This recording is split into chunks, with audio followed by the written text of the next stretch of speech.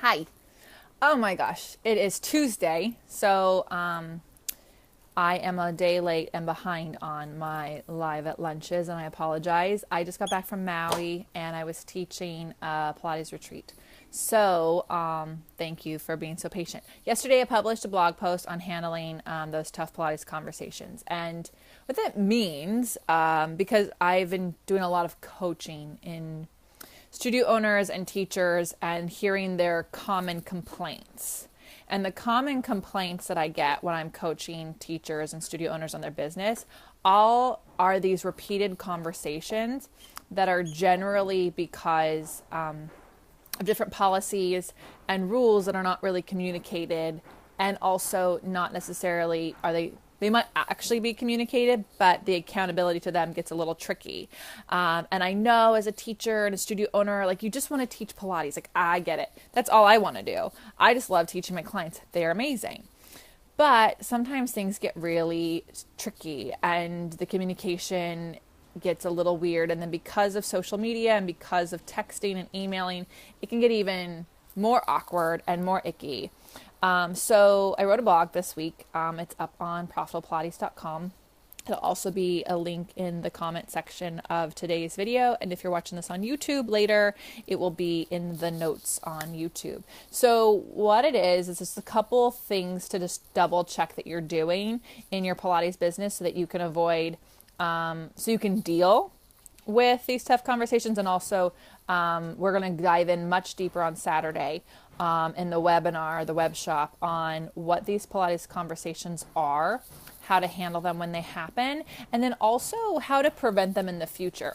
So for teachers, and this applies to studio owners as well, you have rate changes, cancellation policies, expiration policies. We don't have that in California because you can't, but there are just different rules that you have to have in order to maintain your business and the quality that you offer, and you shouldn't feel bad about them.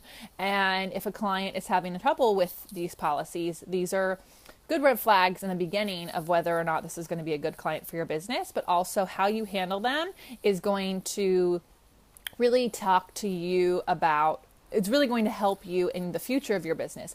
If you let a client bulldoze over you and your policies in the beginning, guess what they're going to do the next time it comes around? Like, things are never one-offs, right? If you sometimes hold up a policy and sometimes you don't communicate it, you break a rule, but you don't communicate that you broke a rule, again, it's going to be really hard to hold that client accountable towards the end. So on Saturday, we'll talk about all the different possible rules. I have some teachers who've already written in conversations that they've had to have, and they wonder how they could have them better. So you'll want to join me on Saturday to cover those things.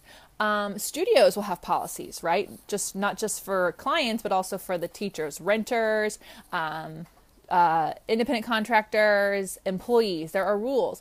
And when you teach in a studio, I rent space in a studio, it can be really annoying. You don't know why these rules are in place, but the rules are in place for a reason. And so you as a teacher, how you hold them up will actually benefit your business. It also benefits the business where you teach in. So it doesn't matter if you're an employee or you rent, you need that studio to be awesome. And if I were you, I'd want to have policies in place. Like, I don't mind when I get my contract with my studio, from my studio, telling me what new policies there are, because it tells me that they are making sure that I'm protected as a teacher, my clients and my business are protected, and they're going to be there the next day. So take a look. Think back on all the different awkward conversations you've had with clients in the past and ones you fear, and emails that make your heart and stomach sink, and write those down and send them to me. You can actually PM me, because I'm really big on private messaging so that everybody concerns and business questions can be private. I think that's important.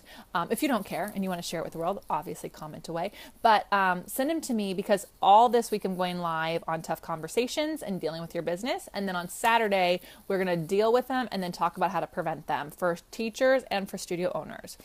So you'll want to join that webinar, and it'll be at 1:30 Cali time. The replay will only go for 2 or 3 days this time. It won't go for a week like last time. But we've got good stuff coming up for you. So thank you for joining me. And if you have questions, you can email me, lesley at profitablepilates.com, or you can always PM me here on Facebook. I think you're all awesome, and have a wonderful Tuesday. Bye.